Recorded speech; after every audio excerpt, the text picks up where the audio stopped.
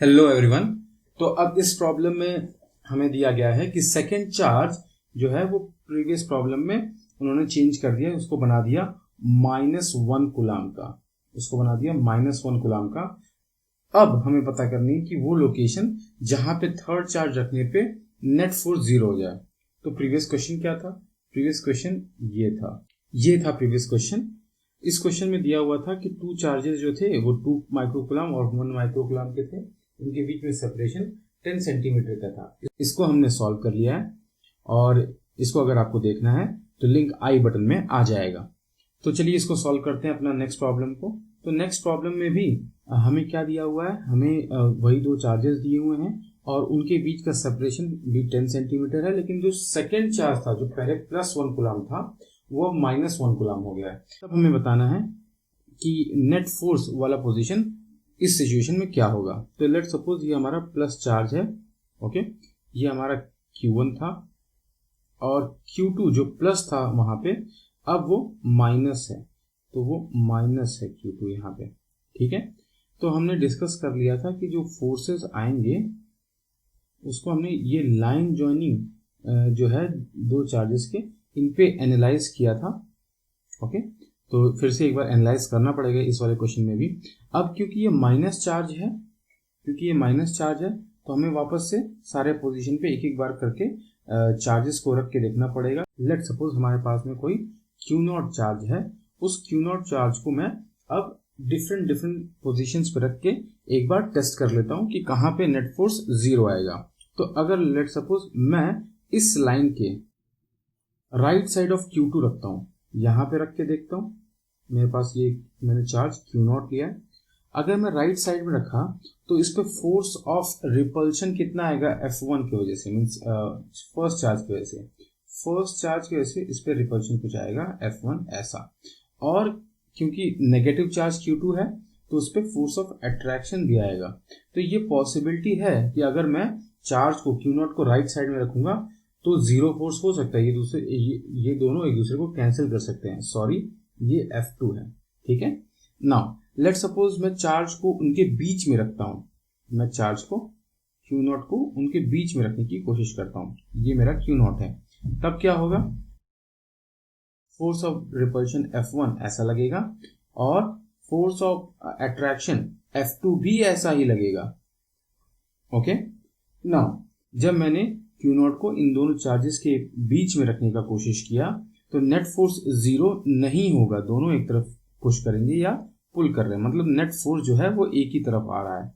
अगर वापस से मैं इधर रखने की कोशिश करूं, लेफ्ट ऑफ Q1 रखूं मैं, लेफ्ट ऑफ Q1, तो क्या हो जाएगा? लेफ्ट ऑफ Q1 रखा तो मेरे को F1 जो लगेगा वो F1 रिपल्सिव टाइप का होगा, ऐसा लगेगा। और जो अट्रैक्टिव फोर्स होगा वो कैसा लगेगा? वो ऐसा लगेगा, F2 ऐसा लगेगा। तो यहां पे भी पॉसिबिलिटी है कि चार्ज पे नेट फोर्स 0 हो जाए, लेकिन मैं इस केस को मेरे पास में दो केसेस हैं जहां पे पॉसिबिलिटी है।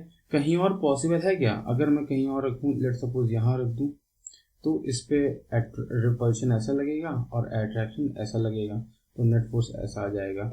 अगर मैं यहाँ कहीं रख दूं तो इस पे रिपल्शन ऐसा लगेगा और अट्रैक्शन ऐसा लगेगा, तो नेट फोर्स कुछ ऐसा आ जाएगा। अगर मैं कहीं यहाँ रखूं तो क्या होगा? नेट अट्रैक्शन ऐसा लगेगा, नेट फोर्स ऑफ रिपल्शन कुछ ऐसा लगेगा, इस चार्ज को ज्वाइन करता हुआ, Q1 चार्ज को ज्वाइन करता हुआ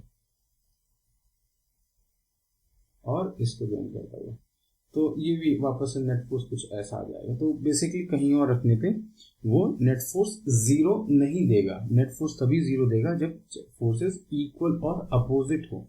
अपोजिट होना भी जरूरी है, तो इस लाइन पे जब रहेगा तभी अपोजिट हो सकता है। इक्वल इन मैग्नीट्यूड कहीं पे भी हो सकता है, लेकिन अपोजिट होना भी जरूरी है। तो हम लोग चर्चा कर रहे थे कि यहाँ पे क्यों नहीं पॉसिबल है। अगर मैं मान लो ये सिचुएशन A है और ये सिचुएशन B है, तो मैं A को नेग्लेक्ट करने की बात कर रहा हूं। मैं कह रहा हूं कि A पे पॉसिबल नहीं है। क्यों? क्योंकि Q1 चार्ज जो है वो Q2 से बड़ा है। Q1 कितना है? Q1 जो चार्ज है वो 2 माइक्रोकूलम है, और Q1 चार्ज कितना है, वो -1 माइक्रोकूलम है। अब जब A पे रखेंगे तो जो डिस्टेंस है चार्ज की, Q0 चार्ज की Q2 से, वो ज़्यादा है as compare to Q1 charge. So distance भी ज़्यादा हो गई Q2 से और चार्ज भी Q2 पे कम है, तो फोर्स वो कम ही लगाएगा। क्यों कम लगाएगा? क्योंकि अगर मैं कूलम्ब्स लॉ के अकॉर्डिंग लिखूं तो फोर्स कितना होता है, फोर्स होता है K Q1 Q0 by R² लिखूंगा मैं ऐसा। अब लेट सपोज Q1 या Q2 कुछ भी लिखता हूँ यहाँ पे, Q1 या Q2। अब Q1 या Q2 जो बड़ा होगा वो बड़ा फोर्स लगाएगा, और जिनके बीच में सेपरेशन कम होगा उनका फोर्स ज्यादा होगा। Q1 बड़ा भी है और सेपरेशन भी कम होगा जब A पे रखा रहेगा। तो हमेशा हमेशा जो F1 फोर्स है, मतलब जो ये फोर्स ऑफ रिपल्शन है, ये हमेशा ज्यादा होगा फोर्स ऑफ अट्रैक्शन के। इसीलिए इक्विलिब्रियम लेफ्ट साइड में Q1 के पॉसिबल नहीं है। ठीक है, तो अपने पास एक ही ऑप्शन बचा, वो है अपना ये चार्ज बी पोजीशन। अपना बी पोजीशन ही सिर्फ ऐसा पोजीशन है जहां पे नेट फोर्स 0 हो सकता है। अब जल्दी जल्दी लिख लेते हैं, अब इसको सॉल्व करते हैं।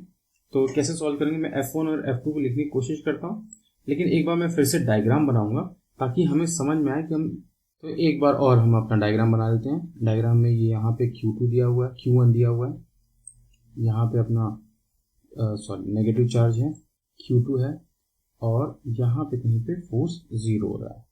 तो यहाँ पे अपना Q0 चार्ज है, इसकी डिस्टेंस अगर मैं मान लूँ x, इसकी डिस्टेंस कितनी जाएगी x -10।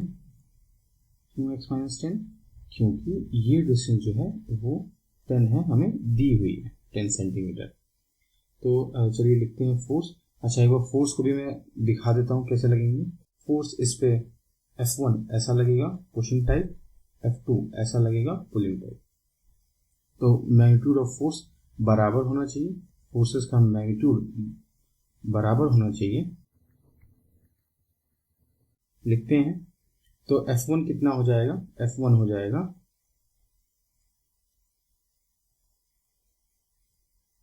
F2 कितना हो जाएगा। ओके, तो इसमें से कॉमन टर्म्स को हम कैंसिल कर लेते हैं। कॉमन टर्म्स को कैंसिल करने के बाद में अब हम सिर्फ मैग्नीट्यूड रखेंगे चार्जेस का, क्योंकि हमने मैग्नीट्यूड साइन लगा रखा है। अब इसमें से भी 10 - 6 को कैंसिल कर लेता हूं मैं, और इनको रूट ले लेता हूं दोनों साइड। अब हम क्रॉस मल्टीप्लिकेशन करके इनकी वैल्यूज, इस इक्वेशन को रीअरेंज करते हैं। अगर इसको x को मैं इस साइड ले आऊं और 10√2 को इस साइड ले जाऊं तो ये कुछ ऐसा बन जाएगा। फिर x इक्वल्स टू 10√2 बाई √2 - 1 कर सकता हूं, और इसको इजीली सॉल्व करने के लिए मैं कॉन्जुगेट, डिनोमिनेटर के कॉन्जुगेट से मल्टीप्लाई कर दूंगा ऊपर नीचे।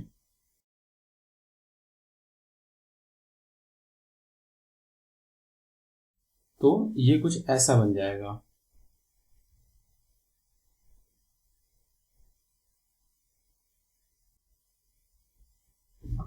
√2 की वैल्यू लिखेंगे, √2 की वैल्यू हम लिखेंगे 1.41।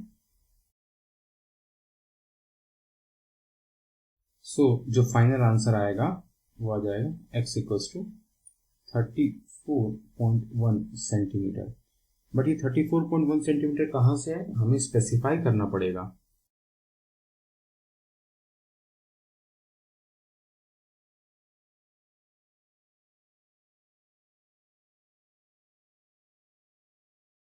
ये स्पेसिफाई करना भी हमें ज़रूरी है, वरना ये क्लियर नहीं होगा कि किस साइड हम रखें चार्ज को। अगर हम किसी लेमैन को समझा रहे हैं कि भाई तुम्हें यहाँ पे चार्ज रखो ताकि 0 नेट फोर्स आ जाए, तो हमें उसको एग्जैक्टली बताना पड़ेगा कि किस साइड रखेंगे तो नेट फोर्स 0 आएगा। तो हम उसको बोलेंगे कि आपको जो चार्ज रखना है वो चार्ज, आपको जो चार्ज रखना है वो नेगेटिव चार्ज की साइड रखना है, और Q1 से 34 सेंटीमीटर 34.1 सेंटीमीटर की दूरी होनी चाहिए, और वो जो चार्ज होना चाहिए वो लाइन जो Q1 Q2 को ज्वाइन कर रही है उसी लाइन पे होना चाहिए, तब जाके हमारा जो आंसर होगा वो प्रॉपर आंसर होगा। आई होप कि समझ में आया होगा। Thank you for watching the video.